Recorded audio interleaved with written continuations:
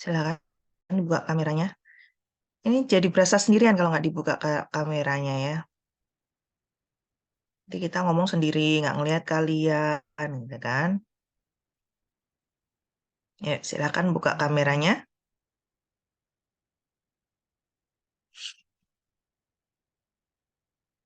Oke, oke, Maulida sudah buka, Mbak Intan sudah, Ikrar, Nabila,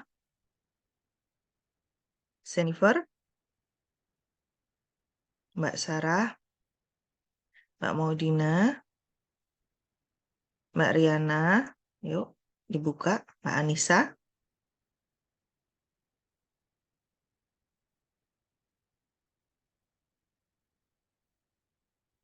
Oke, dibuka dulu. Karena sebelum kita mulai, kita foto dulu. Nggak asik ya kalau nggak difoto ya. Ya, silakan buka semua kameranya.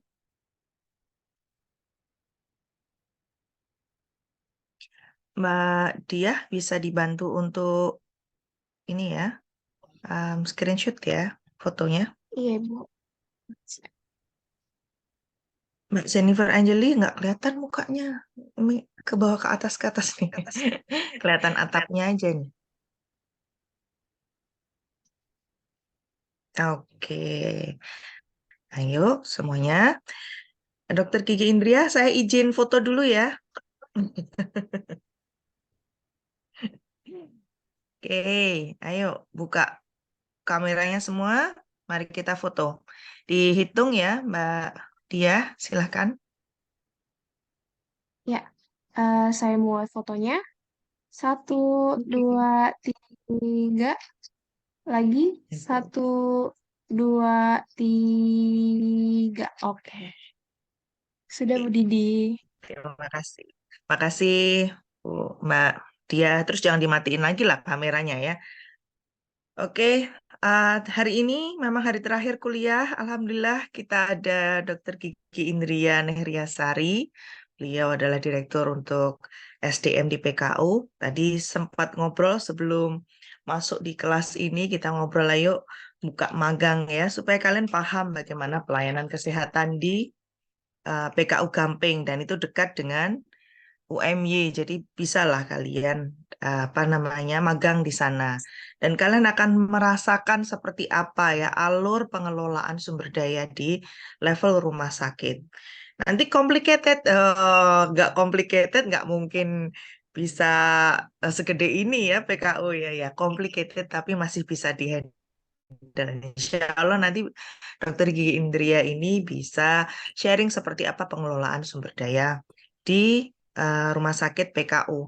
Kenapa kok saya milih PKU ya di PKU Gamping? Karena dari lokasi bangunan lebih luas dibandingkan PKU lainnya dan SDM-nya cukup besar, sangat besar di sana dengan alat peralatan yang canggih dan sebagainya. Sehingga dengan kompleksitas yang tinggi, kalau kemarin kan dengan Dokter Ita Lestari ya, itu klinik kecantikannya kedokteran gigi gitu ya kita memahami FDC bagaimana dikelola ya, bagaimana awal mulanya dikelola klinik kesehatan giginya gitu ya sampai menjadi kosmetik itu seperti apa dia melolanya sampai bikin cabang yang besar. Sekarang kita levelnya sudah agak tinggi yaitu di rumah sakit dan ini levelnya kalau nggak salah rumah sakit tipenya tipe C atau tipe B ya Dokter Gigi Indria nanti. Tipe B, tipe B. Tipe B. Wah, itu lebih besar lagi ya. Nah, ini bagaimana pengelolaan sumber daya, teman-teman harus memahami itu karena kan kalian kuliah di mata kuliah ekonomi kesehatan dan kewirausahaan, tentang asuransi kesehatan dan juga mata kuliah ekonomi economic healthy habits gitu ya. Jadi mata kuliahnya cukup banyak, Dokter Indria, ada 3 ya, 6 SKS semua dan mereka harus paham secara practical level. Jadi mereka paham teori dan secara practical level. Semoga setelah ini pas saat kalian skripsi kalian bisa juga magang di PKU Gamping. Insya Allah nanti semoga sudah ada ACC-nya ya antara Dokter Gigi Indria dengan Prof. Endah. Jadi bisa ngobrol, kalian bisa magang di PKU. Ya.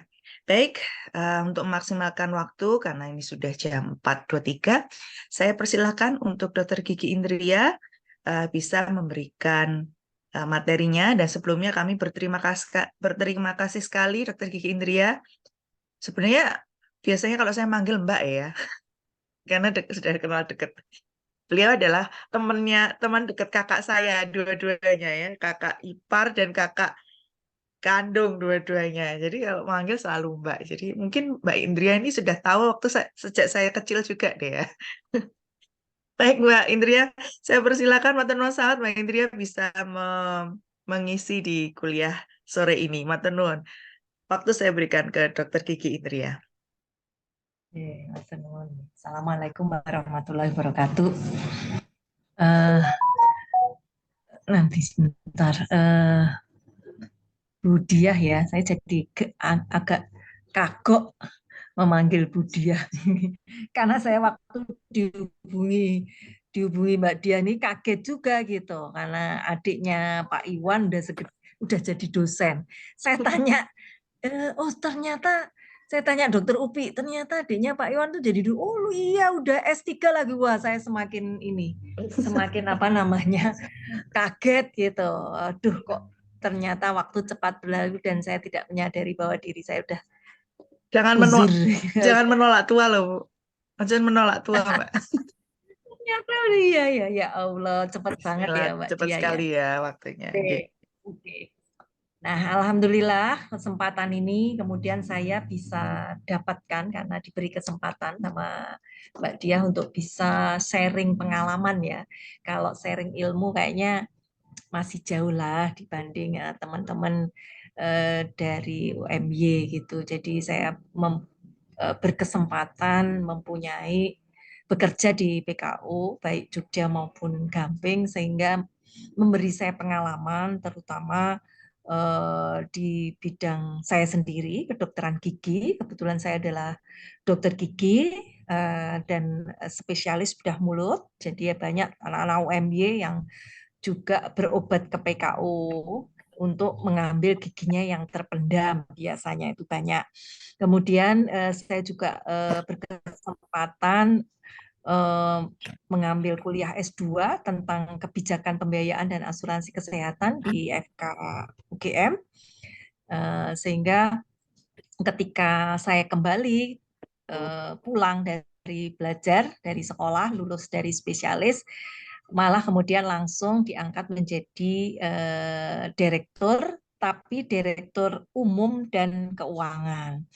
Nah, sehingga sebenarnya bukan direktur SDM Mbak Dia gitu. Nah, tapi ya menjadi pengetahuan kita semua di direksi bagaimana pengelolaan SDM itu insya Allah kan akan saya ceritakan begitu.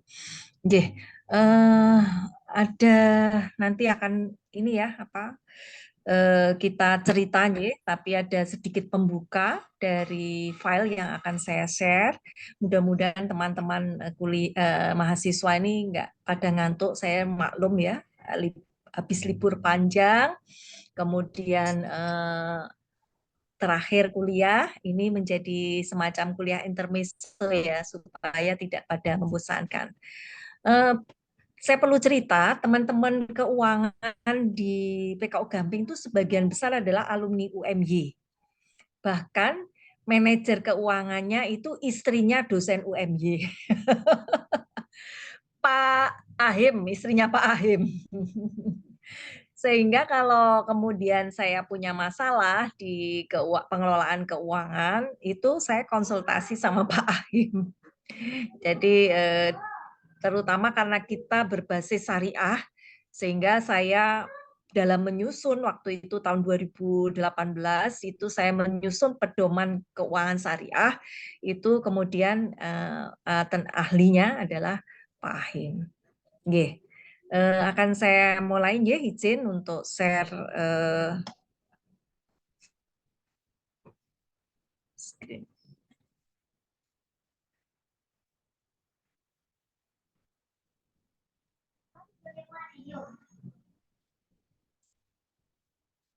Ya, sudah bisa terlihat? Nah, sudah Mbak. Ya, yeah. Nah, saya akan cerita pengalaman ya ini. Nanti kalau misalnya ada teori yang mungkin harus dibenarkan, itu saya makanya butuh masukan. Makanya saya diskusi tadi dengan Mbak Dia, Mbak, ada mahasiswa yang dimagangkan di rumah sakit karena memang kemudian secara teori itu kadang-kadang untuk kemudian diterapkan itu butuh adaptasi, diadapted ya sesuai dengan kebutuhan di lapangan gitu. Sehingga mematchingkan antara teori textbook dengan kebutuhan di lapangan itu kayaknya perlu ada adaptasi keilmuan gitu. Nah, sehingga kalau misalnya memang ada kurikulum di ekonomi itu tentang ekonomi kesehatan yang sifatnya ekonomi kesehatan secara kebijakan kan akan berbeda dengan ekonomi kesehatan yang sifatnya di pelayanan. Jadi kalau yang ekonomi kesehatan tentang kebijakan itu berarti nanti alumninya diharapkan bekerja di pemerintahan yang merupakan board untuk membuat atau tentang kebijakan. Sedangkan di rumah sakit, di puskesmas, di klinik itu kan praktek di pelayanan. Sehingga saat ini saya berbicara tentang di praktek pengelolaan SDM dan keuangan di pelayanan. Itu. Saya akan cerita tentang PKO dulu ya. Ini selain cerita juga rodo sidik-sidik jadi marketing. Jangan-jangan nanti teman-teman UMY kalau berobat nggak ke rumah sakitnya Muhammadiyah tuh ya. Sejarah PKU Muhammadiyah Gamping ya. PKU Muhammadiyah Gamping ini sebenarnya merupakan pengembangan dari rumah sakit PKU Muhammadiyah Yogyakarta yang ada di Ngabean di Jalan Keadalan. Mungkin teman-teman udah pada tahu ya di sana ya karena macet tempatnya kecil ya sehingga kayaknya memang sudah tidak nyaman sehingga waktu itu dibangunlah PKU Gamping. Nah, izin operasionalnya saat ini itu menjadi rumah sakit dengan kelas tipe B dan perlu diketahui bahwa PKO Gamping ini merupakan RSPU-nya FKIK UMY. Jadi kita ini menjadi rumah sakit pendidikan utama bagi Fakultas Kedokteran dan Ilmu Kesehatannya UMY. Gitu. Jadi kalau misalnya nanti ada kerjasama yang lain dari fakultas lain, kami itu sangat-sangat terbuka gitu, apalagi itu milik UMY gitu.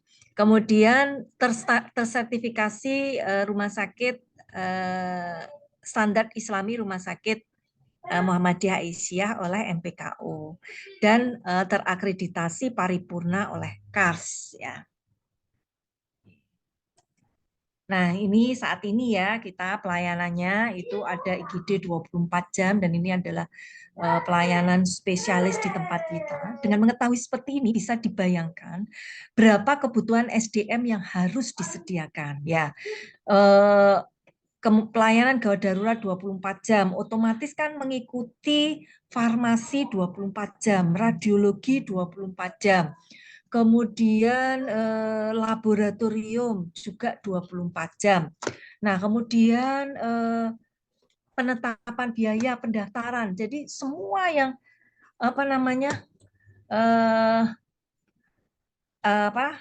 yang menyertai itu kok harus 24 jam ya. Sehingga 3 shift kita jagakan untuk SDM yang harus memberi pelayanan. Nah, jadi dari pelayanan yang disediakan itu kita ada yang terutama adalah yang paling banyak itu pasukannya adalah dari perawat. Nah, perawat, kemudian setelah itu dari dokter. Nah, dokter spesialis ini ada yang organik atau non-organik.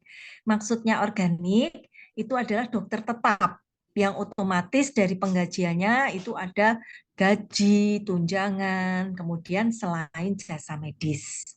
Kemudian ada pegawai kesehatan non-perawat. Jadi tenaga kesehatan lain-lain itu misalnya pegawai radiologi, kemudian pegawai lab, kemudian fisioterapis, seperti itu. Dan yang paling sedikit itu adalah tenaga non-medis. Ini dari back office, dari keuangan, admin, kemudian dari pemeliharaan, seperti itu. Nah, harapannya dengan tipe B itu spesialisasi yang kita ampuh itu adalah lengkap ya, dan sebaiknya itu sampai subspesialis. Nah, ini kalau dalam pemetaan SDM itu memang kemudian dokter tetap yang ada di rumah sakit itu di sekolahkan. Atau kalau mau instan itu kita biasanya mengambil yang bukan dokter tetap. Jadi ada dokter tamu, kemudian kita bayar untuk jasa medisnya saja tanpa ada gaji, tapi kita ada garansi fee. Jadi kalau misalnya jasa medisnya tidak pada standar tertentu, itu dia dapatnya tetap pada standar itu gitu. Okay. Kemudian, nah ini visi. Visinya adalah mewujudkan rumah sakit pendidikan utama yang bersandar mutu internasional berdasarkan nilai-nilai Islam. Jadi memang visinya ke rumah sakit PKU Gamping itu pengen jadi rumah sakitnya pendidikan utamanya UMY gitu ya. Nah, kemudian misinya itu misi pelayanan publik, memberikan pelayanan kesehatan yang berstandar mutu internasional berdasarkan pada bukti ilmiah dan teknologi kedokteran terkini. Kenapa? Karena kita ini RSPU, jadi otomatis SDM, dosen-dosen di FK, IK, UMY itu menjadi dokter di PKU Gamping. Nah, ini juga membuat kita menjadi sharing SDM. Karena kita tidak perlu menggaji mereka, kita hanya memberi jasa medis karena mereka berpraktek. Artinya kalau mereka nggak praktek kan nggak dapat gitu. Tapi untuk gajinya yang itu adalah fixed cost itu diberikan oleh UMY. Di sisi lain UMY mendapat benefit menempatkan peserta didiknya di PKU Gamping ya. Dan bahan atau pasien-pasien di PKU itu menjadi material subjek penelitian bagi dosen-dosen di FKIK. Nah, ini juga untuk kenaikan pangkat ya, untuk nanti makanya harapannya adalah dokter-dokter di PKU Gamping ini lama-lama semua menjadi profesor ya Mbak Diah, karena penelitiannya banyak. Dan anak-anak UMY sendiri, anak-anak FK UMY itu untuk skripsi itu bisa mengambil data-data dari rumah sakit gitu. Nah, ini makanya ini sejalan juga dengan misi pendidikan kita untuk menyelenggarakan pendidikan, penelitian, pengembangan di bidang ilmu pengetahuan dan teknologi modern khususnya di bidang kesehatan. Untuk misi penelitian dan pengembangan, nah saat ini Rumah Sakit PKU Gamping juga terbawa dari UMY karena FKIK UMY bekerja sama dengan luar negeri, itu RSPU-nya juga harus ikut gitu. Jadi dokter-dokternya yang kemudian berpraktek ini kan juga dosen-dosen yang notabene kemudian dia juga ikut dalam kerjasama dengan jejaring terutama di luar negeri. Kalau sudah seperti itu, SDM-nya kemudian standarnya internasional, mempunyai kompetensi yang lebih. Nah, ini otomatis pengembangan dan peningkatan mutu pelayanan harapannya akan lebih bagus daripada rumah sakit kompetitor yang lain. Nah, yang tidak kelupaan di Muhammadiyah selalu ada ini. Mungkin karena ini banyak splatteran, saya pindah ruangan sebentar ya. Oke. Ada ponakan saya banyak lagi liburan. Nah, ini misi dakwah ini tidak akan meninggalkan ini. Jadi dakwah amar ma'ruf nahi mungkar ya, ini adalah misi sesuai di Muhammadiyah, itu terintegrasi dalam proses kegiatan di rumah sakit. Yang utama tadi adalah pendidikan, penelitian dan pelayanan. Oke, nah ini tujuannya adalah seperti ini, nanti bisa ditentulah kemudian sejalan dengan visi dan misi yang kita tentukan. Nah, moto kita itu sigap. Nah, ini moto ini menjadi ya karena moto ya, menjadi slogan, menjadi artefak di mana-mana untuk menciptakan kultural budaya organisasi. Nah, jadi sigap ini kita dengung-dengungkan. Ya, kita dengung-dengungkan, kemudian kita ingatkan terus, kita ada di tempel di mana-mana ya, dijadikan artefak di mana-mana supaya mereka itu membaca. Nah, itu seperti prinsipnya di penelitian di Pulau Kojima kalau nggak salah, pernah dengar nggak Mbak Dia?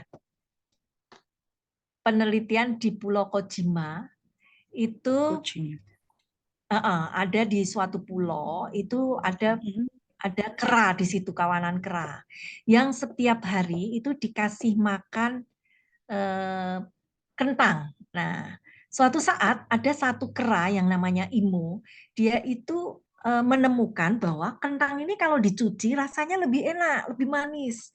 Nah, kemudian dia bercerita kepada yang lain-lain, ngajari teman-temannya untuk ini kalau dengan bahasa kera ya, dengan bahasa kera, ini kalau dicuci dulu itu rasanya enak gitu. Nah, terus teman-temannya ngikuti. Terus begitu terus sampai menjadi influence ya, menjadi suatu gerakan yang influence ya. Sampai kemudian ketika mencapai 100 kera itu sudah menjadi suatu budaya atau norma bahwa kalau makan kentang itu harus dicuci. Nah, jadi sudah tidak kenapa harus dicuci? Nah, itu sudah enggak. Jadi sudah menjadi otomatis budayanya gitu. Kalau makan kentang ya dicuci gitu. Nah, itu menjadi corporate culture ya, bahwa sigap ini itu diharapkan menjadi budaya, menjadi norma untuk pelayanan SDM-nya rumah sakit. Nah, jadi yang pertama adalah smart digitalisasi. Jadi kalau besok teman-teman ini mempunyai kesempatan memimpin suatu organisasi, harapannya itu ada sesuatu slogan atau moto atau prinsip yang kemudian simple bisa dipahami dan kemudian dia menginfluence semua untuk mencapai target yang diinginkan. Targetnya adalah visi misi organisasi tadi ya tentunya gitu. Nah, di PKO Gamping itu sigap. Sigap sendiri kalau kemudian kita mendengar kata sigap itu harapannya kan teman-teman tuh langsung wah, bayangannya itu kan seseorang yang bersikap sempurna, siap siaga, ya kan begitu ya, sehingga on terus gitu. Nah, sigap sendiri membuat bayangan, membangun persepsi seperti itu. Padahal dia juga merupakan suatu singkatan. Pertama adalah SMART. Nah, SMART ini harapannya tolak ukurnya itu digitalisasi di seluruh bisnis rumah sakit. Nah, kemarin itu saya punya kesempatan ke Eropa, Mbak Dia. Ke Eropa itu ngepit. Nah, karena ngepit, ya, karena Randuit nggak punya cukup dana untuk naik naik taksi Alphard, jadinya kemana-mana naik sepeda. Saya tuh naik sepeda sehari 100 kilo, itu total 7 hari saya naik sepeda 700 kilo. Itu dari Belanda ke Belgia, kemudian ke Jerman, balik lagi ke Belanda. Pengalaman yang menarik saya di sana itu dari hotel, dari swalayan, dari public services itu opo-opo dewi. Ya. Bayangannya ke stasiun, ya stasiun kalau yang stasiun gede memang ada pegawainya. Tapi kalau yang stasiun cilik-cilik itu enggak ada pegawainya. Kalau di sini disebut halte bis, di sana disebut stasiun. Yang ada cuma satu kotak mesin seperti ATM. Di situ kita mandiri, self service. golek jalurnya sendiri, bayar untuk tujuan yang kita tuju, kita tentukan sendiri, kemudian bayar ya masukkan ini keluar karcis ya sendiri gitu. Nah, karena apa? Ternyata di sana sudah digitalisasi. Di hotel juga seperti itu. Jadi hotel itu cuma ada satu dan jam 9 itu sudah pergi di kancing. Udah pakai smart lock gitu. Jadi ya karena saya nginepnya bukan di hotel-hotel yang mewah ya, yang ada orang yang ladenin, ini enggak ya. Nah, sehingga itu benar-benar sangat efisien SDM-nya itu. Ya, tapi memang kemudian pengembangan teknologi untuk menggantikan SDM itu disiapkan. Jadi ini yang kemudian akan kita tuju ke depan, rumah sakit PKO Gamping itu disiapkan untuk itu. Nah, bahkan nanti telemedicine ya ke depan kita dipaksa yang tadinya itu nggak boleh karena izin, nggak boleh karena ini, tapi dipaksa dengan adanya COVID, itu kita terpaksa tidak bisa bertemu dengan pasien untuk memeriksa. Sehingga kan mau nggak mau harus pakai telemedicine kan. Nah, sehingga teknologi digitalisasi, bahkan artificial intelligence ya, kayak kalau kita modelnya sekarang Mbak Dia itu film yang biru-biru kemarin apa aja? Biru-biru itu? Hah? Bukan, yang Avatar. Jadi Pak Dirut itu sudah ada avatarnya. Ya, sudah ada avatarnya, udah dibikin. Terus semua nanti kalau pasien itu kalau masuk ke PKO nanti pasien website itu dia akan diladeni mau ketemu siapa, mau ketemu saya, mau ketemu dokter siapa, itu sudah ada avatarnya. Kita sudah susun itu, sudah mulai menyusun itu. Jadi wajahnya juga wajahnya Pak Dirut, tetapi itu sebenarnya kan hanya avatarnya.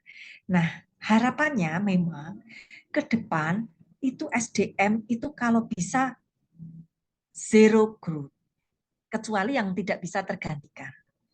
Jadi benar-benar kita ingin mengganti dengan teknologi. Nah, inilah disigap untuk smart itu kita berkesinambungan mengembangkan pelayanan dengan berbasis teknologi, termasuk teknologi informasi terkini, tolak ukurnya berupa digitalisasi seluruh proses bisnis rumah sakit, termasuk sistem informasi manajemen rumah sakit. Nah, ini juga karena sangat dibutuhkan saya, karena apa? Kevalitan data keuangan itu tuh menjadi kunci gitu ya, karena kan di keuangan nanti kan ada data laporan keuangan itu untuk menentukan keputusan manajemen, untuk mengundang investor segala macam. Nah, saat ini itu masih sangat-sangat sulit untuk mencapai idealitas yang kita inginkan sehingga kita bisa menampilkan data yang 99,9% itu valid. Jadi harapannya adalah itu. Dan itu masih menuju ke situ. Kemudian yang kedua, I-nya adalah Islami. Nah, ini tentulah ya, karena kita adalah rumah sakit milik keagamaan ya, organisasi keagamaan Muhammadiyah, berupa implementasi standar rumah sakit Islami unggul ya, itu di semuanya, di pelayanan, di keuangan misalnya kita tuh tidak punya account yang digunakan itu bank konvensional. Semua adalah bank syariah misalnya seperti itu. Kalau ada konvensional itu sifatnya hanya tampungan. Ya, kita sifatnya seperti itu. Kemudian di gizi, pengelolaan gizi kita sudah gizi itu gizi halal, tersertifikasi gizi halal. Kemudian kalau bisa kalau perempuan, pasien perempuan yang meladeni juga adalah perawat perempuan gitu, nggih. Sehingga kita menyediakan dokter itu ada yang laki-laki, ada yang perempuan. Sehingga kalau memang tidak mau diperiksa oleh dokter laki-laki, nah itu tetap ada pilihannya sesuai dengan jenis kelamin gitu. Kemudian yang berikutnya adalah gembira. Nah, pelayanan yang diberikan pada pasien ini harapannya adalah SDM memberikan penuh semangat dan keikhlasan sehingga dapat menggembirakan pasien. Kemarin tuh saya ditanya sama perawat saya di Bangsal, waktu itu saya visit pasien yang habis saya operasi karena kecelakaan. Perawat tuh malah nanya, teman lama toh dok? Lu bukan, lu dok, belum kenal toh dok? Ya baru ini kenalnya karena baru saya operasi. Kok kayaknya udah kenal deket dok gitu? Enggak, ya memang harusnya seperti itu sama pasien. Pasien itu kan datang ke rumah sakit dalam keadaan menderita. Kalau menderita itu kan berarti ya sedih, susah ya kan karena sedang sakit. Nah, itu harusnya kita sebagai SDM yang memberikan pelayanan itu bisa menggembirakan pasien. Nah, tolak ukurnya adalah kepuasan pasien. Setiap minggu kita ada laporan kepuasan pasien yang kita ukur secara acak. Jadi di setiap unit itu kita beri kuesioner, tapi tidak semua memang. Nah, ini juga nanti akan sejalan dengan digitalisasi karena masih manual. Nanti akan ada hanya apa namanya mencet ya, itu indikator kepuasan sama nanti mungkin ada free tag berupa masukan dan saran. Itu juga sudah sedang kita susun. Yang berikutnya yang A adalah antusias. Nah, ini pelayanan antusias itu kan gage-gage kalau coro Jawa ya. Responnya cepat, tolak ukurnya adalah kayak gitu. Respon yang cepat terhadap kebutuhan pelanggan. Nah, yang berikutnya adalah profesional. Tentulah tidak bisa hanya ramah, cepat, tapi ternyata tidak kompeten. Sehingga hasilnya juga nggak bagus. Ya. Sehingga kepercayaan dan kemantepan tinggi dari pasien itu memberikan apa namanya juga tauladan kepada peserta didik kita, yaitu tadi kan kita RSPU ya, Rumah Sakit Pendidikan Utama. Jadi peserta didik itu melihat kita. Nah, ini tercermin dari penampilan fisik petugas yang rapi, bersih, dan penuh kesan positif. Nah, ini moto sigap. Nah, ini struktur organisasi di Rumah Sakit PKO. Pimpinan tertinggi memang ada di Direktur Utama. Yang mana Direktur Utama ini adalah di bawah owner. Owner adalah pemilik yang diwakili oleh Badan Pembina Harian atau BPH. Nah, ini di bawah Dirut itu ada 4 direktur, yaitu Direktur Pelayanan dan Penunjang Medis, kemudian Direktur Umum dan Keuangan, Direktur SDI dan Al-Islam Kemuhamadiahan, kemudian ada Direktur Dikrit dan Mutu. Karena kita ini merupakan rumah sakit pendidikannya UMY, maka selalu ada keterwakilan keterwakilan UMY ada dalam jajaran direksi kita, yaitu di Direktur Dikrit dan Mutu. Kebetulan yang ditugaskan saat ini adalah Dokter Upi ya, Dokter Upi spesialis kandungan. Nah, kemudian kalau yang lain itu merupakan organik dari PKU Muhammadiyah. Nah, ini saya akan dimasuk ke SDI ya. Struktur organisasi di SDI ini pimpinan tertingginya adalah Direktur SDI dan AIK yang di PKU Gamping itu dijabat oleh Pak Ustadz Cahyono. Ustadz Cahyono. Beliau menduduki direktur dan di bawahnya, di bawah beliau itu ada tadi kalau di sini ada 4 bidang ya. Ada AIK, Al-Islam Kemuhamadiahan, kemudian ada SDI dan admin. Jadi kesekretariatan itu ada di sini. Kemudian bidang pemasaran. Jadi kalau di PKU Gamping, pemasaran itu ada di bawah Direktur SDI.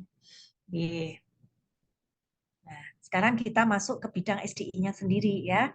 Nah, SDI itu ada di bawah direktur ada manajer SDI dan admin. Nah, di bawah itu ada kepegawaian, ada sekretariat, ada supervisor hukum dan infokom, kemudian ada supervisor pelaksana komite medik. Nah, manajer SDI dan admin ini, dia ini mengelola semua SDM yang ada di Rumah Sakit PKU Gamping.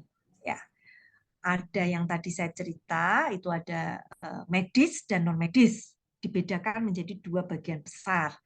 Kemudian ada yang medis itu terdiri dari perawat, tenaga kesehatan itu ada perawat, kemudian ada tenaga kesehatan lain itu ada bidan, perawat gigi, fisioterapis, kemudian ada apoteker, kemudian ada laboratorium radiologi.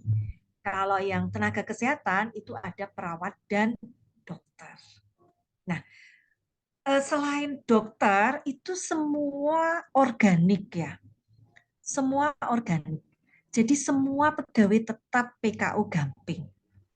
Nah, tapi kalau untuk dokter itu ada dokter yang pegawai tetap, ada yang dokter tamu. Nah, kalau yang untuk non medis, tadi yang non medis, jadi kalau medis kan ada tenaga kesehatan dan tenaga kesehatan lain. Kalau yang non medis itu banyak yang kita outsourcing-kan. Misalnya sopir, kemudian cleaning service, operator telepon, kemudian tukang kebun. Jadi SDM yang tidak memegang main produknya rumah sakit itu kita banyak outsourcing kan. Pertama kenapa? Mengelola SDM itu pusing. Pusing mengelola SDM itu. Dibayar sedikit protes ya. Kalau nggak dibayar, kalau dibayar banyak organisasi juga keberatan gitu ya. Sehingga menjadi beban biaya yang cukup besar bagi perusahaan. Sehingga akhirnya kita outsourcing-kan. Kita kalau outsourcing tuh nggak mikir ya, mau dia misalnya kita nggak suka gitu, kita minta ganti. Misalnya kinerjanya nggak bagus, ya udah kita ganti aja. Sedangkan kalau itu tetap, kita mikir mem-PHK, itu ada pesangon, ada ini segala macam. Kemudian kalau misalnya ya itu terutama itu, kemudian nggak banyak masalah. Jadi kalau misalnya ini sering masalah ya, artinya memberi pengaruh buruk, misalnya dia suka mempengaruhi teman-temannya yang lain, udah kita lihat, kita minta ganti aja. Dan kalau itu tetap, kita mikir, aduh ini mau dimutasi di mana gitu ya, padahal skillnya ya cocoknya cuma di situ, nggak bisa dimanfaati di tempat lain. Nah, ini akhirnya yang non medis, yang SDM yang bukan main produk rumah sakit itu kita banyak outsourcing kan.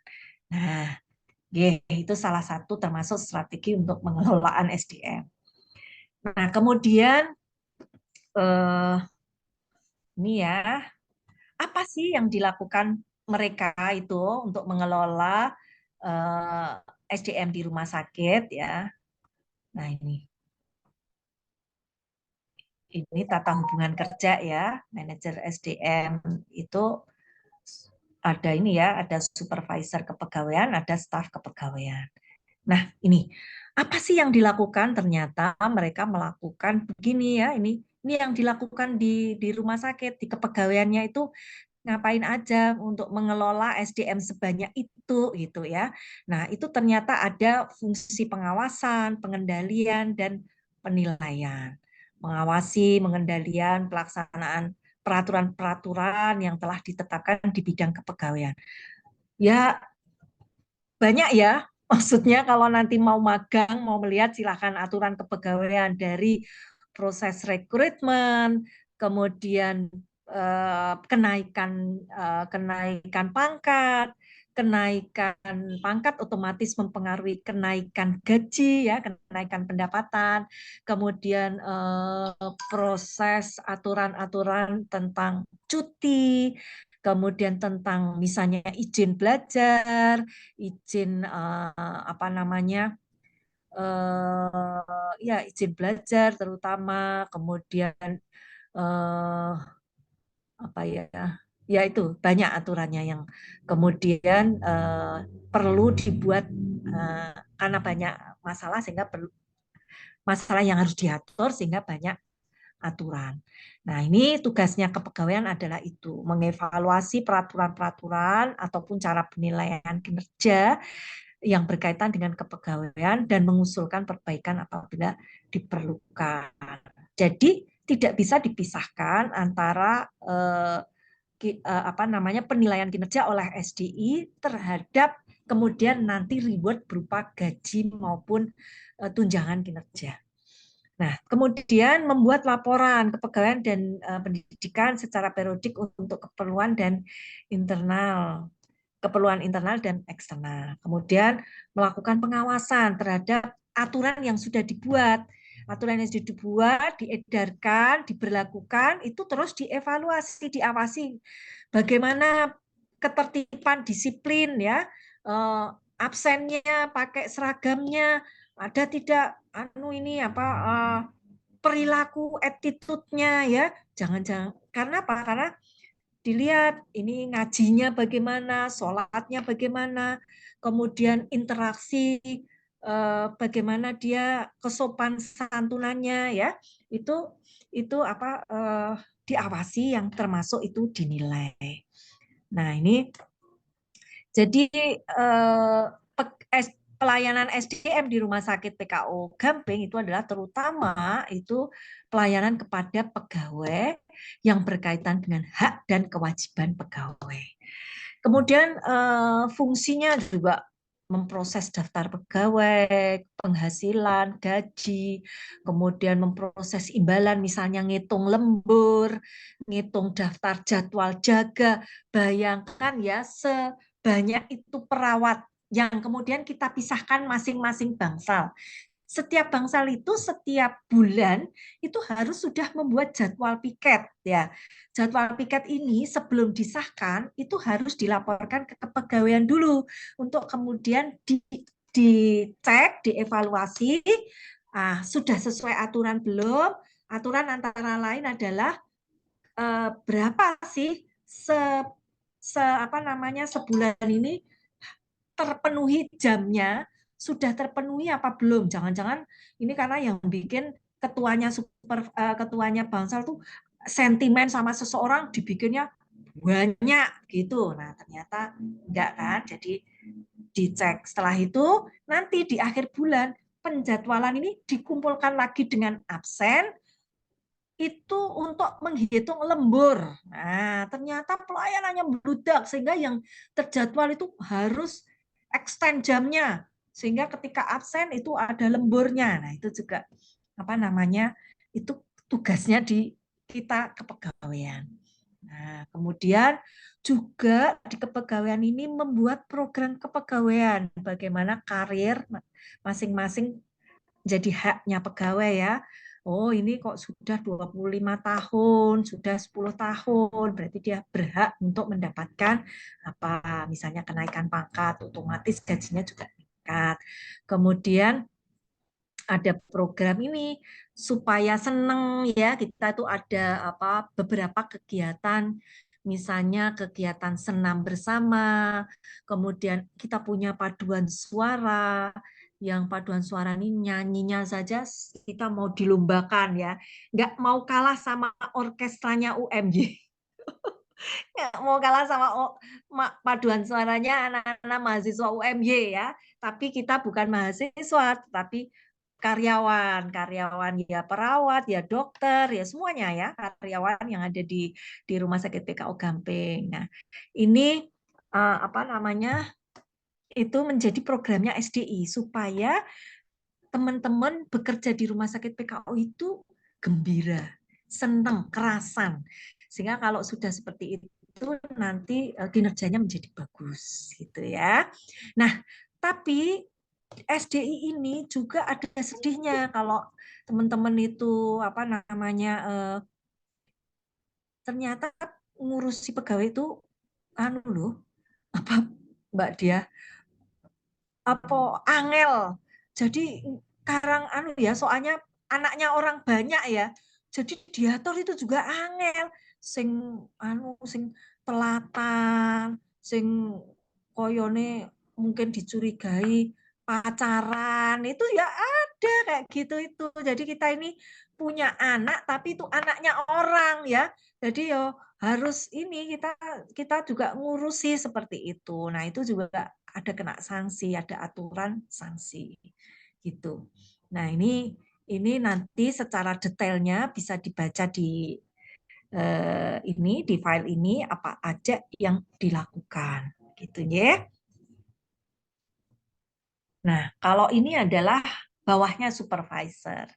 Ini administratif. Jadi di SDI itu enggak cuma satu orang gitu. Jadi manajer, kemudian ada supervisor, kemudian ada pelaksananya. Nah, ini kalau yang pelaksana itu benar-benar yang sifatnya bersifat administratif gitu ya. Nah, ini adalah tata hubungan kerja antar bagian antara kepegawaian dengan bagian lain di rumah sakit ya, dengan didasari saling menghargai, saling bekerja, saling mendukung untuk mewujudkan visi dan misi rumah sakit.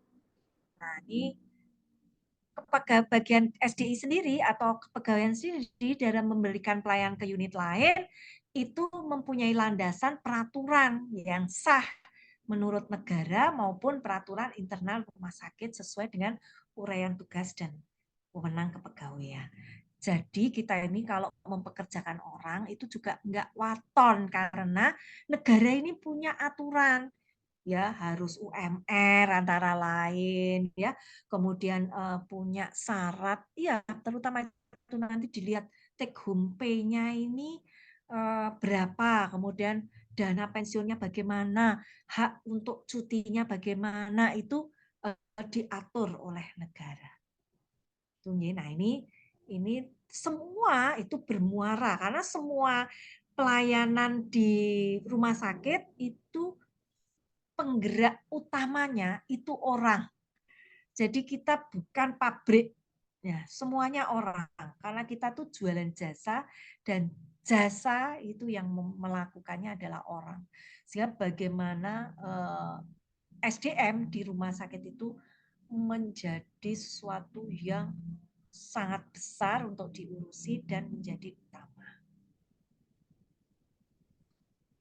Ini untuk kegiatannya secara umum ya ini perencanaan dan pemenuhan ketenagaan secara jumlah dan kualifikasi.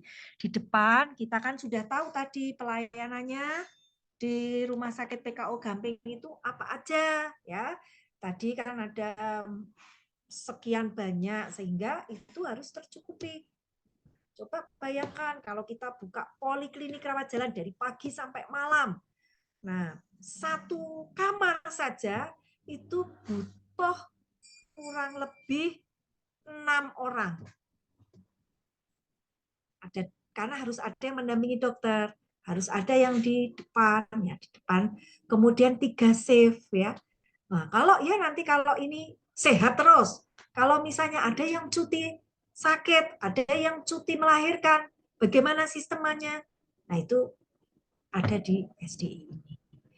Sehingga secara umum kegiatannya adalah membuat rencana dan pemenuhan ketenagaan secara jumlah dan kualifikasi. Itu di rawat jalan. Rawat inap ya, di kamar. Ada satu bangsal, itu berapa bed? Ya.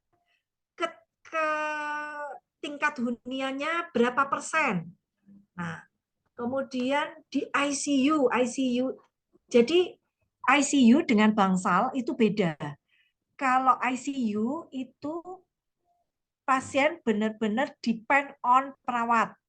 Jadi semua kegiatannya pasien itu dilakukan oleh perawat. Sedangkan kalau di bangsal itu tidak.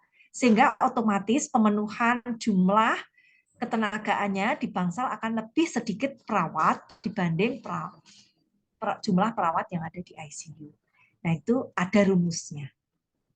Oke. Kemudian pelayanan administrasi kepegawaian, misalnya mau ada yang cuti, hitung lembur, ada yang apa namanya surat penugasan, ada yang di tugas belajar. Nah, itu semuanya apa? Semuanya dilayani oleh kepegawaian. Nah, kemudian pelayanan hak pegawai berupa moneter dan non moneter, ya. Misalnya hak moneter itu ya gaji, tunjangan, kayak gitu. Itu yang menghitung adalah dari kepegawaian. Nah, bagian keuangan itu hanya verifikasi, validasi, kemudian mentransfer. Tetapi data itu semua dari kepegawaian. Kemudian pengawasan disiplin pegawai dan pembinaan pegawai. Jadi nggak hanya diawasi, tetapi juga dibina. Supaya apa? Orang itu kalau bekerja di PKO itu menjadi lebih salihah. Ya. Jadi menjadi agent of change di daerahnya untuk memberikan dakwah gitu. Jadi harus hafalan juz 30 itu harus nanti hafal. Kemudian apa namanya mengajinya juga harus bagus. Nah, itu saya kira Mbak Diah di UAD juga sama ya. Di organisasi amal usaha Muhammadiyah tuh kurang lebih hampir semuanya sama. Nah, secara khusus, tadi kan secara umum ya, secara khusus, sistem informasi manajemen rumah sakit berkaitan dengan pemanfaatan dan pengembangan sistem informasi manajemen human resource development. Jadi, kita itu punya di sistem itu kita bisa mengakses tentang diri kita sendiri sebagai kepegawaian, sebagai pegawai. Misalnya kita nanti mau lihat nih jatah cuti kuki isih piro, itu kita bisa akses sendiri misalnya. Kemudian kita mau bisa ngitung lembur kita bisa mengakses sakjane aku kita di dokter bedah mulut ki job disku apa toh. Nah, itu saya bisa mengakses di situ di SIM HRD. Gitu. Jadi tidak boleh ada keluhan dari pegawai yang kemudian gagap informasi. Saya nggak tahu, saya nggak dikasih tahu sama supervisor saya, tugas saya apa. Itu nggak boleh seperti itu. Karena secara mandiri, teman-teman karyawan di PKU Gamping bisa mengakses ya. Kemudian berkaitan dengan akuntansi keuangan tentang penggajian, penghitungan pajak, kemudian biaya untuk pendidikan dan pelatihan pegawai, dan yang lain-lain, misalnya tugas, ada langsung, dan segala macam. Kemudian berkaitan dengan sekretariat untuk kegiatan surat menyurat, ya, baik internal maupun eksternal. Berkaitan dengan aturan kepegawaian yang dibuat, diedarkan, ya, kemudian pengumuman, nah itu berkaitan dengan kesekretariatan. Kemudian dengan Bindatra berkaitan dengan pembinaan mental rohani pegawai. Perbaikan penampilan pegawai ada loh yang kalau pakai baju metat ya, pakai sih panjang sih cuma meleketat. Nah, kayak gitu. Nah, itu juga itu perlu dibina gitu ya. Nah, itu tadi internal. Kalau eksternal bagaimana? Nah, pegawai ini bagian kepegawaian itu ngurusi juga karena pegawai rumah sakit PKU Gamping itu dipantau oleh Dinas Kesehatan. Jadi yang bekerja di rumah sakit PKU yang tenaga kesehatan, yang medis ya terutama, itu harus punya lisensi, harus punya SIM untuk bisa bekerja di rumah sakit ya. Surat izin praktek, sertifikasi, itu semua dilaporkan ke Dinas Kesehatan. Kalau ini tidak memenuhi aturan yang ditetapkan oleh Dinas Kesehatan, ini izin operasional dari rumah sakit bisa terancam. Jadi, dan ini adalah tugasnya si bagian SDM yang mengelola, memanage itu untuk kemudian mengkolek, mencatat, kemudian melaporkan, kemudian mendokumentasikan. Kemudian dengan BPJS Kesehatan. Nah, pegawai karyawan di rumah sakit PKO, dan saya yakin di tempat lain karena kita sudah menuju ke universal coverage ya. Ya, universal coverage ya, yang kemudian semua itu sudah punya jaminan kesehatan BPJS.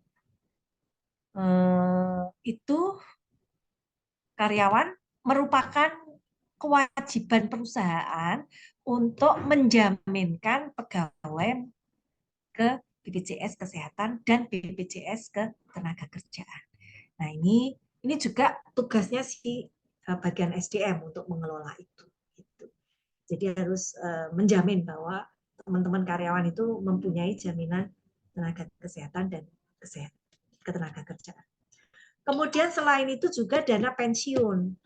Nah, jadi PKO, pegawai PKO itu kalau pensiun ada dana pensiun juga seperti pegawai negeri. UMY juga dana pensiun Muhammadiyah. Gitu. Nah, ini yang menghitung adalah dari bagian SDI. Nah, ini contoh pola ketenagakerjaan dengan metode Wilson ya, workload indikator dengan apa namanya menghitung beban kerja. Nah,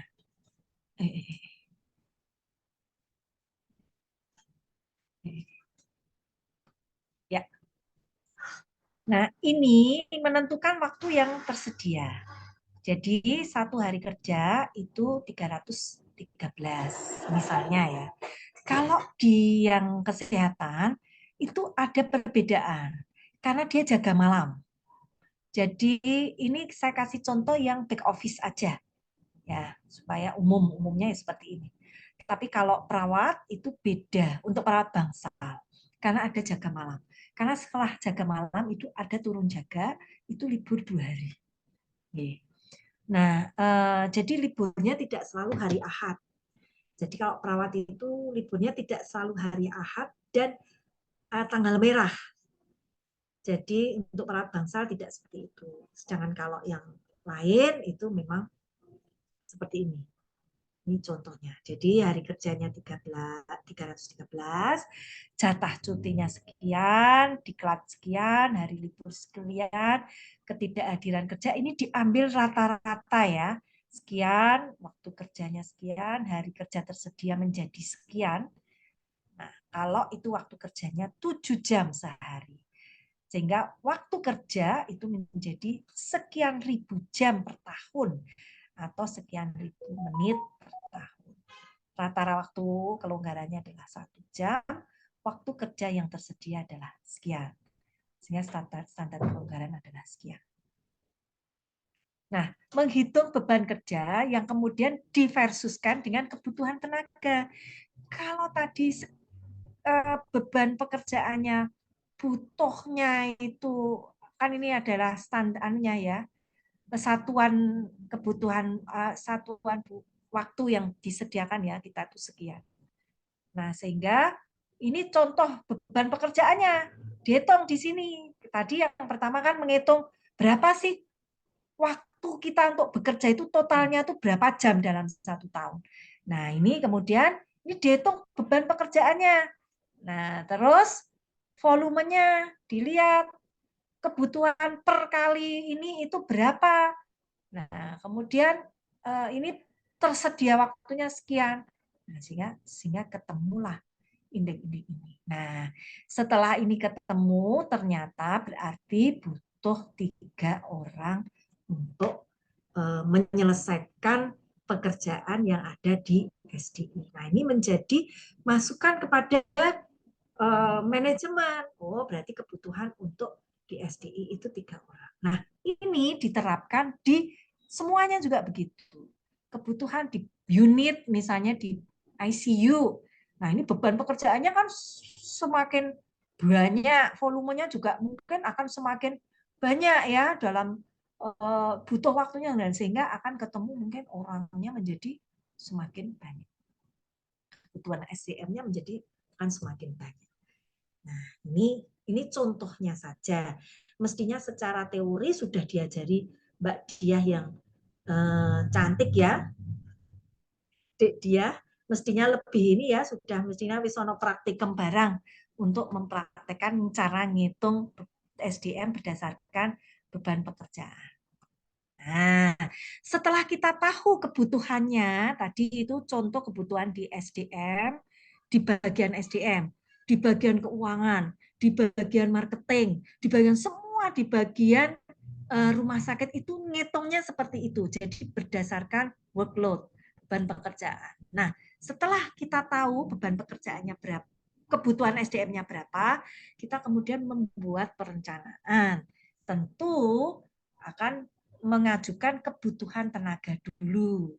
Nah, kemudian diidentifikasi kebutuhannya ini dengan kompetensi apa, jenis kelaminnya apa ya. Nah, kemudian apa kategori yang dimasukkan? Nah, maunya yang apa namanya masih muda karena ini pekerjaannya pekerjaan pemeliharaan yang butuh angkut-angkut, misalnya seperti itu. Nah, itu cari muda yang laki-laki. Nah, itu kita identifikasi kebutuhannya. Kemudian membuat perencanaannya, kebutuhan SDM-nya berapa orang, dengan spesifikasi ABCD. Kemudian selain itu juga bisa, selain itu ini pengembangan. Jadi selain kebutuhan yang itu bisa saja dibutuhkan SDM, ternyata di unit situ ada pengembangan. Oh, ternyata di bangsal misalnya marwah ditambah dengan monitor bedside monitor, karena ada head care unit, jadi di bawahnya ICU. Jadi pengawasannya agak melekat, tidak semelekat kalau di ICU. Oh, berarti beban pekerjaannya ditambah, misalnya seperti itu. Nah, kemudian bisa jadi, oh tidak perlu ditambah. Tambahannya tidak perlu direkrut, misalnya perencanaannya ini harus rekrut. Karena ada pengembangan, bisa jadi mutasi dari tempat lain. Nah, setelah itu, oh berarti rekrutmennya tidak jadi 10 orang. Rekrutmennya 5 orang aja, karena yang 5 dimutasi dari tempat lain yang idle. Gitu. Misalnya seperti itu.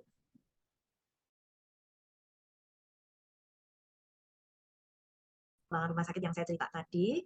Nah, ini tentu saja asesmen kebutuhannya. Beban pekerjaannya apa? Layanannya ditentukan, pengembangan rumah sakit.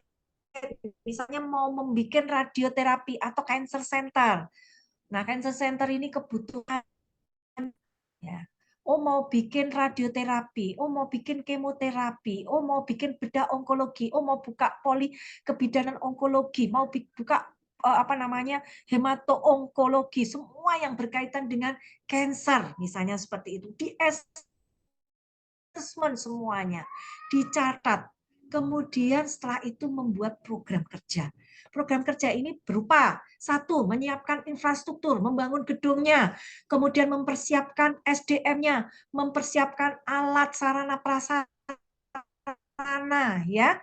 Kemudian dibuat, setelah itu semua program kerja dibuat, tentu kemudian akan menggeret yang namanya biaya. Nah, ini dibikinlah RAP. Nah, ini contoh kalau ini pelatihan internal, pendidikan formal, pelatihan eksternal, ini salah satu yang kemudian akan kita buat. Kita lakukan setelah kita membuat ketiga ini semua. Gitu ya, ini saya cupliin aja. Nah, kita masuk ke orientasi ya. Tadi setelah ada rekrut, terutama ada orientasi terhadap pekerjaan yang tempat pekerjaan baru ya. Ini metodenya ya. Pesertanya itu bisa pegawai baru, bisa pegawai lama, bisa yang mutasi, bisa yang rotasi, bisa yang dipromosikan. Tadinya pelaksana menjadi supervisor, otomatis dia butuh diorientasi dulu. Tidak bisa serta-merta dia itu bisa langsung ngeh ya. Aku ini gaweane opo di kalau aku jadi supervisor itu aku apa? Nah, ini tentu ada masa orientasi, terutama kalau menduduki suatu, kalau itu promosi, terutama pelatihan-pelatihan tentang fungsi leadership. Karena biasanya dari staf pelaksana itu sifatnya administratif, tetapi kemampuan untuk menentukan kebijakan, kemudian itu fungsi-fungsi leadership itu memang perlu ada masa-masa orientasi. Nah, kegiatan koordinasi di SDM itu di dalam kegiatan di rumah sakit itu ada rapat unit. Jadi rapat di masing-masing unit itu apa namanya pasti ada rapat ya, rapat koordinasi unit itu. Nah, ini tergantung dari unit masing-masing. Ada yang setiap hari morning report. Kalau di Bangsal, rapat unit itu sehari 2 kali. Ya, pagi dan sore. Itu ketika alih jaga namanya. Ya. Nah, ini kalau di back office biasanya seminggu sekali. Nah, kemudian yang berikutnya adalah rapat lintas unit. Rapat lintas unit ini misalnya bagian SDI dengan keuangan. Jadi hanya 2 unit atau 3 unit terkait saja. Kemudian ada rapat manajer, ini sebulan 2 kali. Rapat manajer itu semua manajer itu rapat. Yang tidak bisa diselesaikan di lintas unit, ini diselesaikan di rapat manajer. Kemudian berikutnya ada rapat direksi. Rapat direksi itu seminggu sekali. Yang tidak bisa diselesaikan di manajer, itu diselesaikan di rapat direksi. Atau kemudian tidak hanya membicarakan masalah yang tidak selesai, tetapi rapat direksi itu sebagian besar kita membicarakan isu-isu strategi untuk pengembangan rumah sakit. Jadi biasanya di rapat manajer itu direksi ikut supaya ya udah selesai di situ. Sehingga ketika rapat direksi itu waktunya nggak habis membicarakan masalah, karena masalah ini nggak bisa dituruti gitu ya. Biasanya kita selesaikan di rapat manajer. Kemudian itu semua, tapi bukan semua karyawan ya, semua pejabat struktural. Jadi ada manajer, direksi, manajer, supervisor, kemudian koordinator, itu semua ikut rapat. Nah, biasanya di rapat struktural itu kita memberikan informasi. Bagaimana sih kinerja kita sebulan ini? Sudah mencapai target belum? Nih, keuangan nih terutama nih, targetnya sekian miliar. Nih, kita cuma dapat sekian miliar. Gimana nih, kalian udah kerja belum secara benar? Ayo kita sama-sama bekerja keras untuk mencapai target. Kalau ternyata sudah mencapai target, apa sih? Ini loh, kita mau mengembangkan ini. Ayo kita sama-sama supaya target ini bisa lebih lagi tercapai, karena nanti di akhir tahun ujung-ujungnya adalah pembagian bonus bagi karyawan. Sehingga kalau targetnya itu melebihi, otomatis bonus yang dibagi itu juga lumayan gitu kan. Nah, ini adalah fungsi di rapat struktural. Jadi memberikan informasi terkait dengan prestasi kerja dan pengembangan, rencana pengembangan yang teman-teman kita ajak untuk bersama-sama bergotong royong mewujudkan apa yang menjadi cita-cita dari pengembangan tersebut. Nah, kemudian sistem pelaporan ya, ada laporan bulanan, laporan triwulan dan laporan tahunan. Ini semua sama di semua unit. Ya. Nah, ada laporan bulanan, ada laporan mutu ya. Kita tentukan di masing-masing unit itu indikator mutu unit. Nah, jadi yang menentukan tuh kita sendiri. Saya misalnya Bangsal Aroyan misalnya atau Bangsal Naim. Saya mau ini indikatornya indikator mutunya ini setiap hari memandikan pasien, jadi bosen. Nah, itu nanti dinilai itu indikatornya laporan bulannya tercapai nggak? Oh, hanya tercapai 70%. Berarti kalau segitu nggak bagus, nilainya jelek. Nanti indeks prestasi kinerjanya jelek dan mempengaruhi dari apa namanya, kita setiap 3 bulan itu ada pembagian bonus kinerja. Nah, berdasarkan apa? Ya itu tadi, kalau rapotnya jelek ya dia dapatnya jelek, dapatnya sedikit. Ya. Kemudian ada laporan triwulan, ada laporan tahunan. Nah, tadi tentang SDI ya. Sekarang kita masuk ke keuangan. Waktunya kurang berapa menit ya, Mbak Dia? Sampai bentar lagi maghrib ya, mungkin 7 menit maksimal. Nanti sambil sama tanya jawab. Oke, oke. Oke. Ya, kita langsung masuk ke keuangan ya. Nah, di keuangan ini kurang atasnya manajer ini seharusnya tadi kalau kita kembali ke struktur organisasi di rumah sakit, di bawah Pak Dirut ada Direktur Umum dan Keuangan, dan di bawah Direktur Keuangan itu ada 2 manajer, manajer umum rumah tangga dan manajer keuangan. Nah, di sini adalah manajer akuntansi dan keuangan. Nah, di bawah manajer akuntansi keuangan dibagi menjadi 4 supervisor. Nah, ini supervisor akuntansi manajemen dan tarif, kemudian supervisor akuntansi keuangan dan pajak, supervisor kasir atau perbendaharaan, dan supervisor penetapan biaya dan hutang piutang. Nah, kalau teman-teman anak ekonomi ini pasti tahu ya bedanya akuntansi manajemen dan akuntansi keuangan, gitu ya. Nah, sehingga apa namanya, masing-masing supervisor ini mempunyai tugas sendiri-sendiri. Nah, ini langsung saja karena waktu cuma tinggal 7 menit, kita masuk ke keuangan. Ini di keuangan ini manajer keuangan syaratnya adalah S1, pernah menjadi supervisor minimal 2 tahun ya.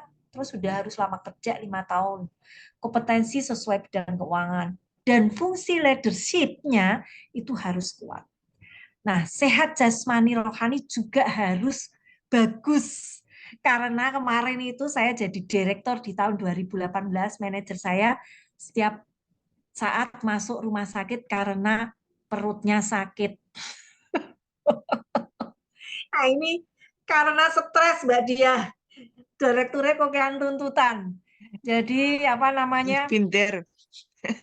Sama, Bu. sehat jasmani rohani ini ya Rohani ya. menjadi syarat saya gitu. Saya nyari manajer tuh harus kuat. Jadi kuat apa namanya, setiap saat saya WA tengah malam sampai, karena kita direksi itu juga rapat tuh sampai malam-malam, nanti pagi-pagi juga 5:30 tuh udah rapat kadang-kadang.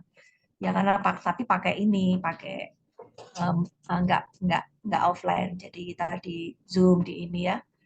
Kemudian tugas pokok dan kewenangan adalah ini, dia bertanggung jawab terhadap proses kegiatan di keuangan, membuat program kerja, membuat indikator mutu, membuat target di unit keuangan ya. Kemudian fungsi leadership-nya harus kuat ya. Fungsi koordinasi yang dilakukan atas perintah manajemen. Manajemen ini direktur keuangan. Melakukan penilaian terhadap staf di bawahnya. Kemudian harus pinter ngelola cash flow rumah sakit. Ini karena cash flow is the king ya. Nah, memberikan persetujuan, dia punya kewenangan nih.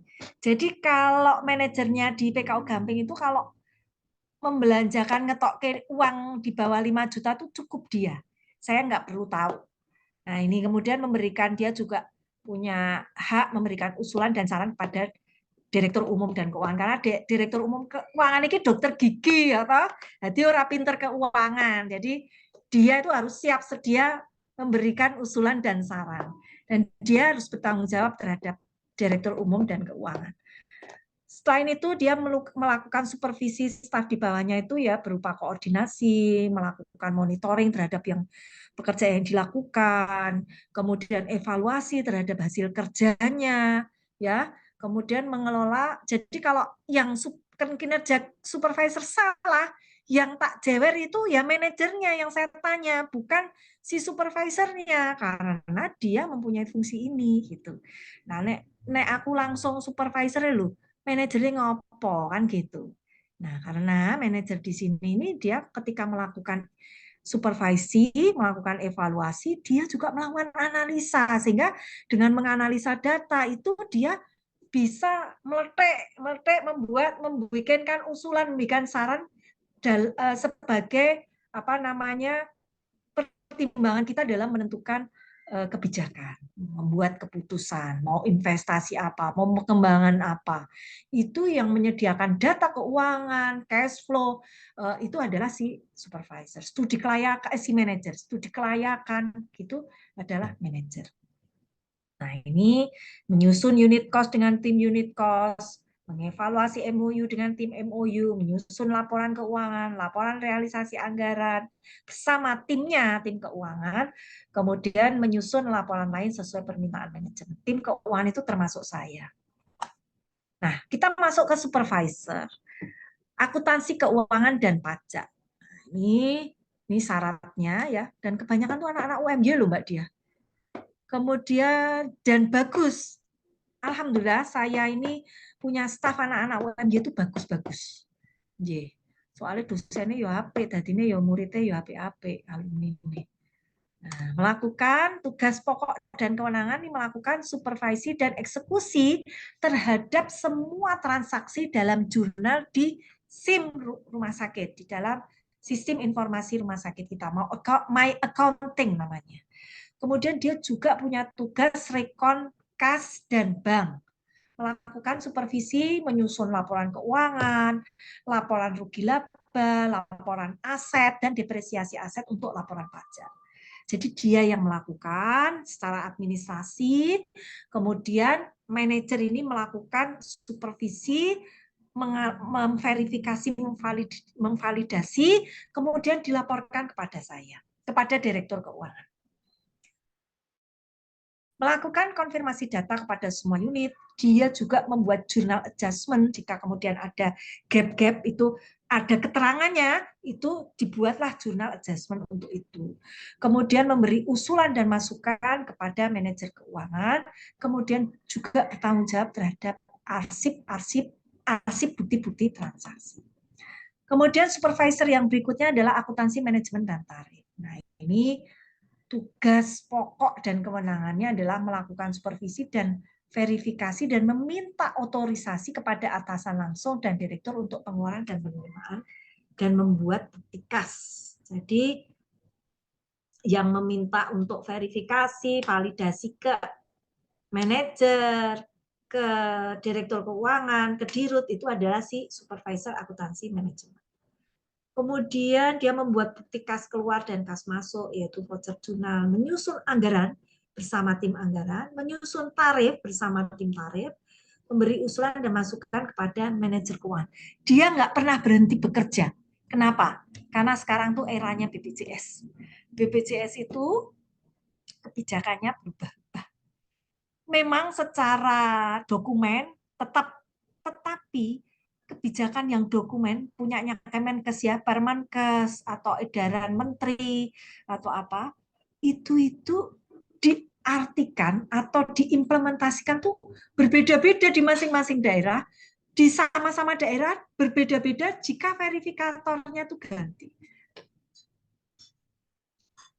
Sehingga local wisdom itu sangat-sangat terasa banget untuk BPJS. Sehingga akhirnya kita ini di rumah sakit itu yo wes ikut main aja. Dia maunya main ya kita harus siap. Ini eranya tuh era disruption bener. Jadi perubahan itu sangat-sangat tidak seperti dulu, sangat tinggi perubahan. Jadi ternyata kalau verifikatornya ini dia stylenya seperti ini, ya sudah berarti tarif itu kita sesuaikan supaya kita tuh nggak rugi.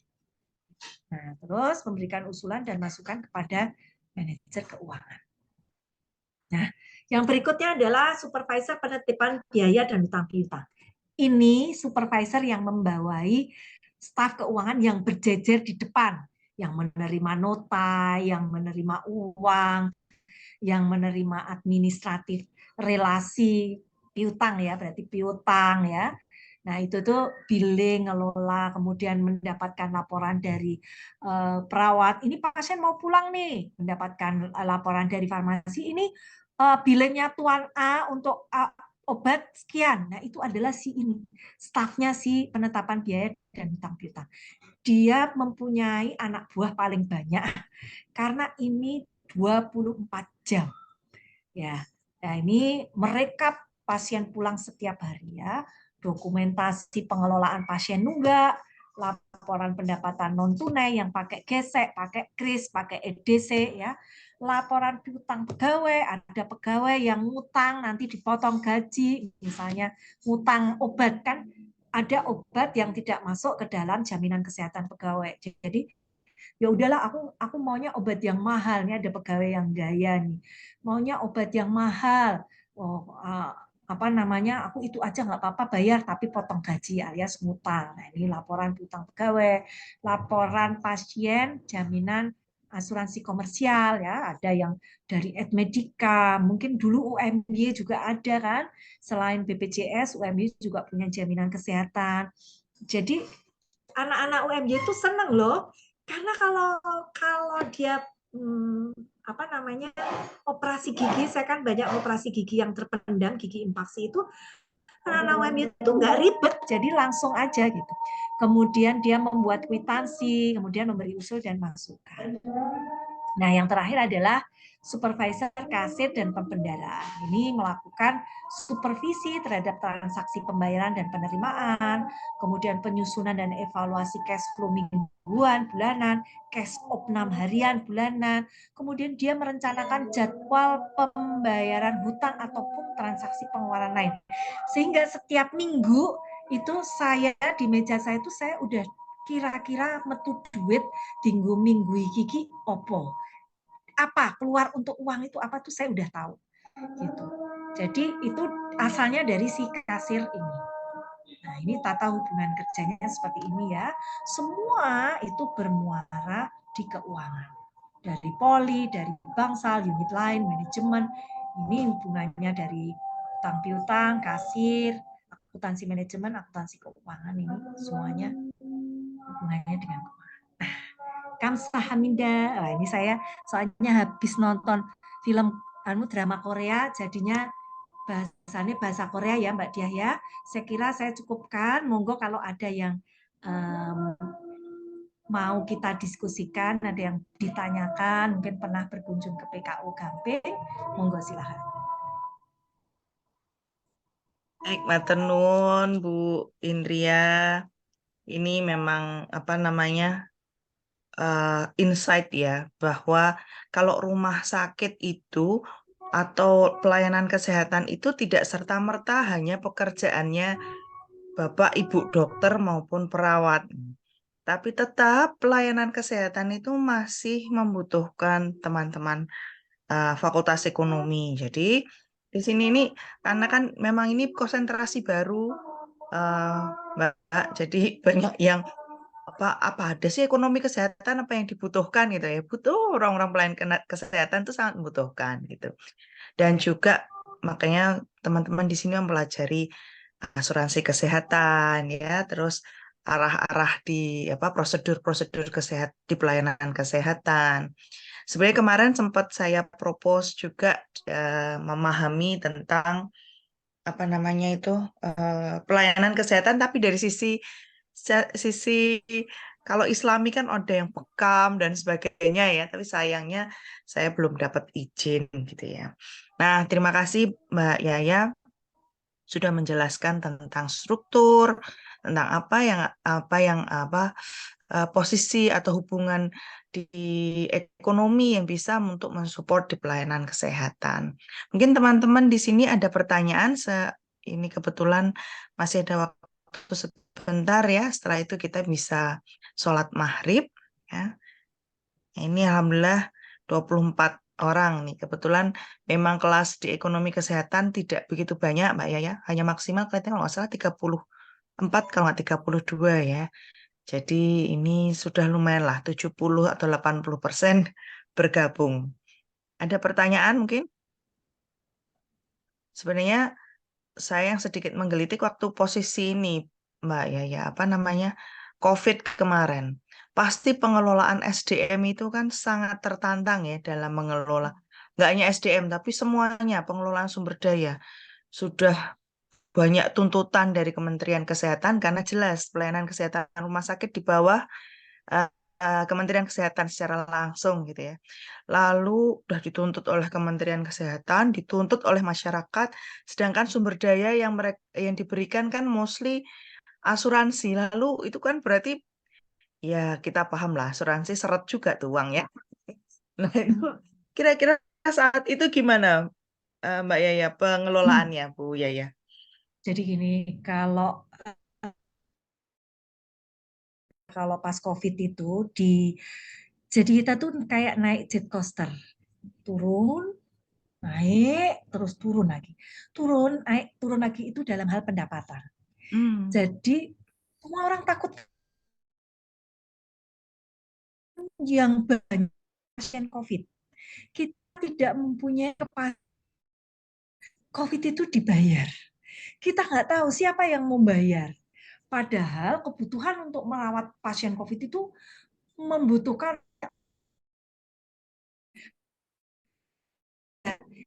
nggak bisa di reuse, sekali pakai buang. Padahal mencari APD saat itu langka karena suplainya sedikit, demandnya banyak, otomatis harganya tinggi, Ya, ya betul. kan? Nah, sehingga biaya tinggi, tidak punya kepastian untuk dibayar, pendapatan drop. Nah, terus banyak SDM yang sakit. Mm-mm. Jadi kita ini kan juga manusia yang bisa juga kena COVID. Betul.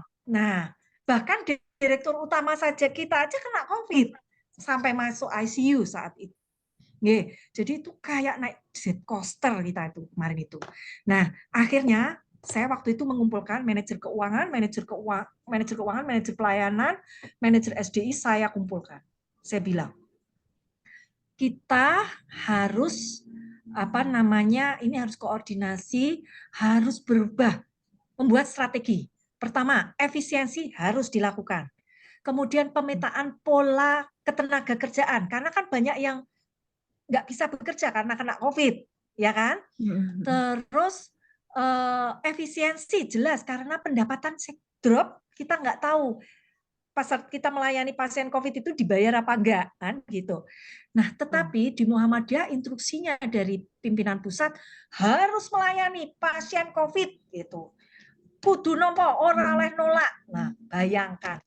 Nah, sehingga ya sudahlah kita nggak tahu waktu itu, tetapi ternyata ya itu tadi harus dipolakan di kebutuhan SDM-nya. Misalnya ini berapa bed, berapa ini butuhnya untuk tenaga kerjanya. Nah, itu terus jadi ini begitu ada yang ditutup, bangsal ditutup, dipuskan, dikonsentrasikan di sini karena toh juga orangnya pada sakit kan seperti itu.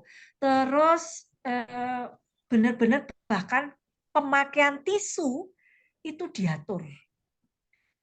Pemakaian semua harus sangu, gelas makan semua harus sangu sehingga kita tidak keluar untuk mengeluarkan uang untuk air mineral. Oh, itu sampai diatur. Tidak boleh pakai AC supaya listrik langsung drop. Tidak boleh ada pengeluaran untuk investasi kecuali untuk kepentingan pelayanan COVID. Semua anggaran investasi yang sudah diprogram di tahun itu di-drop semua. Ya, sehingga biaya akhirnya bisa tertekan. Nah, yang tadinya kita membuat estimasi laporan keuangan itu minus sekian miliar, akhirnya di akhir tahun itu enggak. Dan kalau kemudian COVID ini dibayar oleh pemerintah, itu akhirnya kita sudah efisien, pelayanan dibayar, jadi kita profitnya lumayan. Gitu Mbak Dia. Jadi memang Alhamdulillah. itu strateginya ya. Dan itu kita melakukan tadi rapat unit itu setiap hari by Zoom. Ya, setiap hari. Di ruangannya masing-masing kita rapat, melakukan konsolidasi terus-menerus. Terus-menerus. Nah, itu ya, memang beratnya. Kemarin tuh kalau kita bisa bayangkan ya, di saat COVID itu merindingnya itu adalah itu. Jadi karena garda depan kita adalah semua pelayanan kesehatan, sedangkan keuangan itu macet ya. Kita paham itu ya, teman-teman ekonomi. Betul. Karena Bahkan saat COVID, tunjangan THR itu cuma diberikan separuh. Tunjangan apa tidak diberikan. Dan teman-teman karyawan itu mau legolilo menerima itu semua. Karena kita tawarkan, kita beban pekerjaannya kita kurangi, otomatis ini kita hanya butuh SDM sekian. Mau ada pengurangan atau biaya yang ada di split sejumlah ini. Akhirnya memilih di split tapi tidak ada pengurangan. Tapi ada pengurangan pendapatan. Take home pay. Take home pay-nya ya. Nah, itu memang challenge-nya waktu COVID itu cukup berat di pelayanan kesehatan. Dan kita paham bahwa orang ekonomi itu cash is the king ya. Kalau pas di COVID itu cash is the king, wes investasi apa wae rano duite wes ya. Kalau kayak seperti kita misalnya mau investasinya emas itu ya, mau emas 1 kilogram sudah tidak ada harganya pada saat COVID karena pembayaran hanya uang. Cash is the king gitu ya. Oke, mungkin teman-teman ada pertanyaan? Mbak Dia, bukan cash is the king loh. Gimana? Punya uang. Apa? Uang ada. Ada. Kalau di pelayanan kesehatan gitu ya, ora ono APD, ra iso apa-apa wis. Punya uang, obat COVID, obat yang virus nggak ada di mana-mana. Itu bahaya banget ya, sama. Berarti kalau pas COVID tuh healthy is the king ya. Betul. Healthy is the king ya. Untungnya alhamdulillah saya nggak kena sih. Kena sekali ding. Nah, terus isoman. Pas kapan? Tapi yang sudah pas terakhir sih, pas sudah nggak ada nggak ada yang Omicron. Wah, betul Omicron. Jadi nggak ada yang mematikan badai kan yang sitokinnya Delta. berlalu. 50% meninggal. Iya, betul. Ya, jadi berat sekali 10 ya yang masuk rumah sakit, 5 itu mesti meninggal. Wah, aduh. Tapi itu menciptakan prosedur pelayanan baru.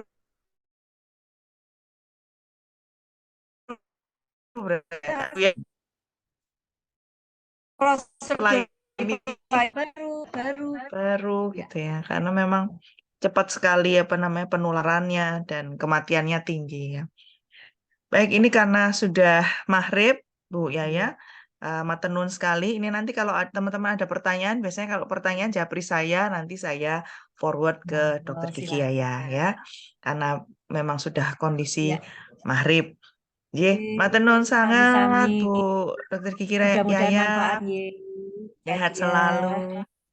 Insya Allah. Setelah ini kita akan propose magang, mungkin teman-teman nanti yang ingin magang di PKU Gamping. Saya sangat berharap karena kalau misalnya magang itu kan bisa langsung terjun jadi ikut gitu, bermain, ikut jadi pemain gitu. Bisa merasakan lihat Sekarang sudah aman COVID, jadi pemain di pelayanan kesehatan insya Allah aman. Tapi gedungnya kita kan kepisah, administrasi kan gedungnya terpisah ya. Lebih aman lagi malahan ya. Insya Allah teman-teman bisa memahami bagaimana flow pengelolaan sumber daya di pelayanan kesehatan itu, malah ilmunya lebih mahal dibandingkan 6 SKS yang kita jalani ya. Nanti kalau misalnya bisa magang ya, magang reguler misalnya. Kalau di kedokteran itu kalau sudah mau lulus jadi dokter itu kan ada proses dia itu kayak merefresh ilmu tapi dengan praktek gitu kan. Nah, kalau di ekonomi kan sebenarnya bisa gitu. sebenarnya. Menggunakan Sekarang kan mulai skripsi banyak. biasanya kami. Oh gitu. Cuman ini skripsi ada beberapa yang mereka ambil pelayanan kesehatan, ada yang tentang healthy behavior, lalu ada asuransi kesehatan. Nanti yang pelayanan kesehatan biasanya kita arahkan ke beberapa lokasi misalnya gitu. Nah, nanti skripsi plus itu magang nanti ya. Magang paling 2 hari 3 hari gitu cukup lah untuk bisa Cukup ya udah merasakan, memahami. ya, merasakan. Ya, teman-teman kalau ingin propose magang, silahkan nanti kontak ke Prodi, kita akan siapkan. Sebelumnya biar Prodi rembukan dulu ya, rembukan tuo kalau dengan dokter gigi ya. Rembukan tuo, Lewat rembuk UPI tuo. nanti, karena dia direktur Lagu diklat, UPI ya. ya, Oke, direktur siap, dan siap. J, bolo kabeh kok ya. Bismillah. Oleh lah ya. Iya. Terima kasih, Dokter Gigi ya. Mari kita tutup kuliah praktisi mengajar hari ini dengan membaca hamdalah bersama-sama. Alhamdulillahirabbil alamin. Alhamdulillahirobbilalamin. Oke, kita tutup juga dengan doa tafarruq masjid. Silahkan setelah ini teman-teman langsung sholat maghrib ya. Baik, matur nuwun Dokter Gigi ya. Matur nuwun juga Bu Mbak Dia. Diahnya 2. Kita Diahnya ada 2. Satunya Mbak Diah Ramadhani, satunya saya. Iya, Ibu. Iya, makasih ya Mbak. Baik, kita Ibu sama-sama. tutup ya. Kita ketemu lagi di UCPMK yang terakhir nanti tanggal 5. Jangan lupa dari jam 7 sampai jam 18 sore saya buka.